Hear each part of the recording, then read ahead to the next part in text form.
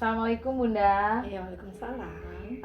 Sebelumnya perkenalkan saya Yetri Arfida dari guru SMA Negeri 5 Muko-Muko. Oke. Saat ini sedang menjadi mahasiswa PPG dalam jabatan di Universitas Bengkulu. Oh, iya. Jadi untuk tugas kami ada beberapa hal yang kami mau tanyakan dengan Ibu sebagai pakar pendidikan di Muko-Muko. Apakah Ibu punya waktu dan bersedia untuk diwawancara sebentar, Bu? Oke, insya Allah bersedia. Kita melihat fenomena dunia pendidikan kita saat ini, sebagian besar motivasi belajar siswa kita itu rendah. Termisalnya ketika ada siswa di kelas ngantuk di kelas ketika guru menjelaskan, atau bahkan mereka memilih untuk keluar kelas dan tidak fokus dengan pembelajaran. Kira-kira menurut Ibu penyebabnya itu apa kira-kira? Ya, oke. Oh, ini memang sering terjadi ya di dalam bidang pendidikan, bahwa anak-anak pada umumnya itu banyak sekali malas belajar. Iya. Kemudian dengan malas belajar mereka enggan masuk kelas. Iya. Ada yang membolos gitu ya. Ini sebenarnya hal seperti sangat miris sekali di dunia pendidikan terjadi seperti ini.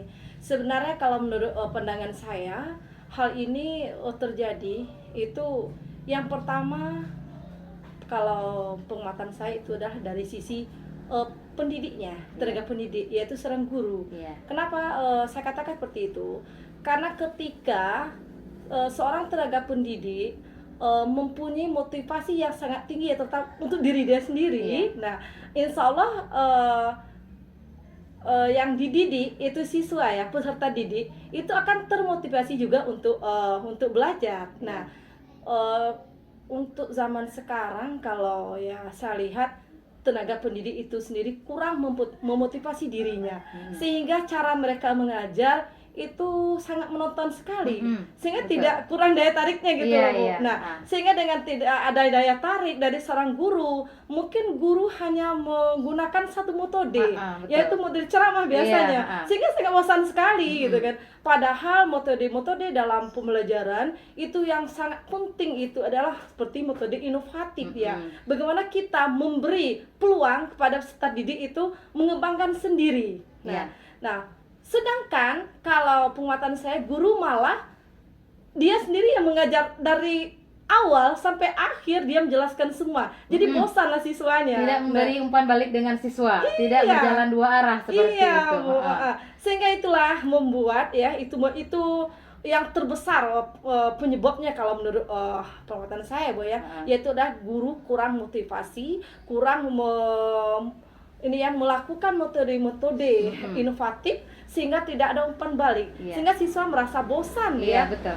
Jadi siswa ya jangankan untuk belajar, datang saja siswa enggan di dalam kelasnya. Tapi coba kita bayangkan, seandainya seorang guru, tenaga pendidik itu selalu melakukan perubahan-perubahan di dalam cara mengajar, misalnya ya kan banyak sekali metode-metode ya, Bu ya. Kan bukan satu metode itu dalam pembelajaran. Nah, misalnya dari kooperatif aja lah. Nah, seperti itu. Kalau kita bagi kelompok, dan ini kebanyak cara-cara kita biar atau agar siswa itu bersemangat dalam belajar. Saya yakin kalau semua guru memahami bagaimana pembelajaran inovatif, kemudian mempunyai motivasi yang tinggi untuk diri dia sendiri dulu, saya yakin anak-anak tidak akan bosan, anak-anak akan selalu menunggu dan menanti seorang guru tersebut. Selanjutnya, Bu, kan kita ketahui bahwa minat atau daya literasi siswa kita sekarang ini sangat rendah, bahkan numerasinya juga sangat rendah, pemahaman tentang konsep dasar matematikanya pun sangat rendah. Nah, kira-kira penyebabnya seperti apa, Bu? Ya, yang pertama mungkin ya anak-anak sekarang kurang membaca. Itu yang pertama ya. Kalau saya lihat karena zaman teknologi, seharusnya anaknya dipermudahkan menjadi atau menggali informasi tentang materi-materi yang dibutuhkan. Tapi kalau saya lihat ya anak-anak zaman sekarang memang tingkat keinginan untuk membaca, mencari materi-materi pembelajaran misalnya di Google, itu memang sangat rendah sekali.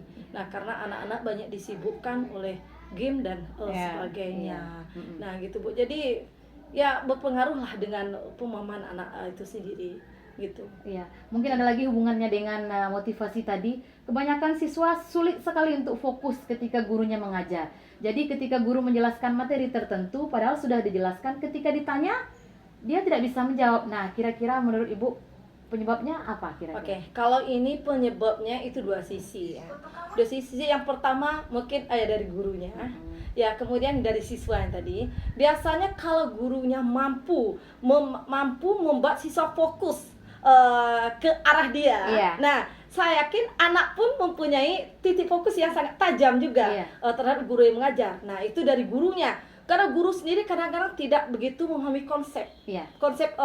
pelajaran atau Nah, itu miskonsepsi. Iya. Nah, sehingga apa sih yang misalnya guru matematika lah, judulnya misalnya mau mengajar program linier untuk menentukan misalnya nilai optimum, nilai maksimum, minimum. Sedangkan seorang guru masih mikir apa sih langkah-langkahnya, sehingga kan tidak fokus kan. Iya. Itu ya. Nah, seandainya seorang guru mempunyai konsep yang sangat bagus, pemahaman materinya memang sangat kuat, semua yang mereka paham. Jadi di dalam otaknya itu dia sudah paham ini loh langkah-langkah menutup nilai optimum gini-gini loh. Sehingga anaknya juga fokus kan. Yeah. Nah, itu kalau dari gurunya.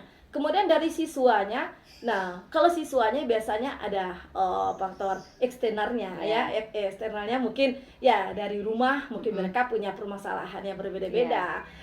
Kemudian ya anak-anak kadang-kadang ada masalah dengan siswa, sama-sama siswa, masalah di rumah, ini terkadang-kadang itu juga membuat anak yang kurang fokus terhadap pelajaran yang disampaikan oleh seorang guru di kelas. Rasa seperti itu. Kemudian ada untuk meningkatkan pendidikan anak, itu kan tidak cukup hanya di sekolah saja. Iya. Harus ada relasi antara sekolah dengan orang tua. Iya. Nah, biasanya pun orang tua ketika dipanggil untuk datang ke sekolah, baik itu karena siswanya bermasalah atau guru ingin mengkomunikasikan bagaimana perkembangan anaknya, atau ketika ada rapat di sekolah, itu sebagian besar orang tua sangat sulit untuk datang ke sekolah. Nah, menurut Ibu kira-kira penyebabnya apa ya? Oke, ini berarti kan ibaratnya itu adalah hubungan sosial antar pihak sekolah dengan wali murid gitu ya. Sebenarnya kalau pihak sekolah mampu menciptakan hubungan sosial yang baik dengan wali murid, saya rasa tidak akan ada kendala. Nah, bagaimana sistem yang dibangun di satu sekolah tersebut bahwa wali murid itu datang ke sekolah, dia tidak merasa punya beban. Iya. Apakah itu masalah mungkin taruhlah kenakalan anaknya atau frustasi anaknya, apapun. Kalau tercipta hubungan sosial yang baik antara pihak sekolah dan wali murid, itu serasa tidak akan ada masalah. Malah nanti sebaliknya Mereka menunggu informasi dari sekolah. Nah, dia sedang menunggu gitu loh. Dan juga kalau sebaliknya, seandainya pihak sekolah tidak menciptakan hubungan sosial yang baik, komunikasi yang baik antara sekolah dan wali murid, jangankan dia panggil tentang masalah, mungkin terfrustasi anak pun mereka enggan ke sekolah gitu loh, Bu. Iya. Nah, Kemudian gitu. mengenai guru, kebanyakan guru seperti yang dikatakan tadi, guru masih banyak menggunakan metode konvensional dalam pembelajaran, masih menggunakan cara yang monoton. Iya. Nah, kira-kira mengapa sih mereka nih, kendalanya mengapa mereka sulit sekali menerapkan pembelajaran model-model pembelajaran inovatif? Yang pertama itu ya, saya tidak di sini ya, saya tidak mendiskriminasikan guru. Nanti ya selalu guru yang disalahkan, Yeah. tidak ya. Tapi itu benar-benar kenapa mereka sulit sekali. Yang pertama, mereka memang pertama dari diri dia sendiri. Karena mereka sendiri dari tenaga pendidik seorang guru enggan untuk belajar. Nah, enggan untuk belajar, seharusnya mereka harus memahami apa sih pembelajaran metode apa sih yang bisa membangkitkan gairah siswa. Mereka harus melihat perkembangannya. Nah, seharusnya seperti itu. Jadi artinya ini untuk sekarang kalau saya lihat dari guru sendiri kurang minat untuk belajar kembali. Iya. Nah, gitu. Apalagi dalam pembelajaran menggunakan IT misalnya. Iya. Nah, kira-kira kendala mereka tuh apa sih? Kalau IT itu biasanya itu ada juga dari pihak sekolah. Nah, kenapa? Karena dari pihak sekolah IT itu kan ada hubungannya dengan sarana prasarana ya. Nah, terkadang mereka sudah ada nih guru tenaga pendidik dan mempersiapkan diri untuk mempersiapkan diri. Saya mau mengajar ini loh, nanti pakai ini. Ternyata penyampai di sekolah fasilitasnya tidak memadai. Dia kendor lagi lah semangatnya. Itu sangat mempengaruhi. Nah, gitu. Kemudian ada yang terakhir, mengenai soal-soal HOTS misalnya. Guru jarang sekali mau mengembangkan soal-soal HOTS. Apakah mereka memang pemahamannya kurang atau memang takut anaknya tidak bisa menjawab? Kira-kira kalau dari sisi seorang pakar melihat ini, kira-kira penyebabnya apa? Penyebabnya yang pertama kalau dilihat ya, itu memang dari guru. Sekali lagi saya tidak menyudutkan guru ya. Memang dari guru, dari sisi guru kurang persiapkan diri mereka untuk soal hot. Karena kenapa? Kadang saya lihat guru zaman sekarang itu jarang sekali ikut seperti ikut pelatihan. MGMP. Ya, MGMP. Kemudian udah banyak yang vakum kalau saya lihat. Kemudian ikut lomba-lomba, itu kan seperti ada lomba di bidang mata pelajaran. Nah, kalau Olimpiade ya itu kan untuk guru loh. Nah, kalau seorang guru sering mengikuti lomba-lomba seperti itu, seperti ini ya, Olimpiade tadi ya. Nah, itu saya rasa mereka cukup kuat dalam membahas atau menyelesaikan soal-soal hot itu. Tapi kalau diri dia sendiri tidak mampu, bagaimana dia mau memberikan soal itu pada siswanya? Nah, itu juga sebaliknya siswanya. Karena tadi siswa karena juga keterbatasan siswa enggannya untuk mencari soal-soal yang ada di Google, ada yang seharusnya kan dia punya peluang yang sangat banyak ya, karena punya HP yang sangat canggih pada zaman ini. Tapi karena siswa tadi kurang juga minatnya untuk membuka pelajaran-pelajaran soal-soal yang hot di Google dan sebagainya, dan juga kurangnya mengikuti lomba-lomba, saya rasa itu juga sangat berpengaruh terhadap guru dan siswa itu tadi. Nah, itu. Terima kasih atas kesempatannya Ibu. Mudah-mudahan dari informasi tadi bisa untuk membuat kita membuat pendidikan kita lebih baik selanjutnya. Oke. Terima kasih atas waktunya. Saya akhiri. Wassalamualaikum warahmatullahi wabarakatuh. Oke, waalaikumsalam.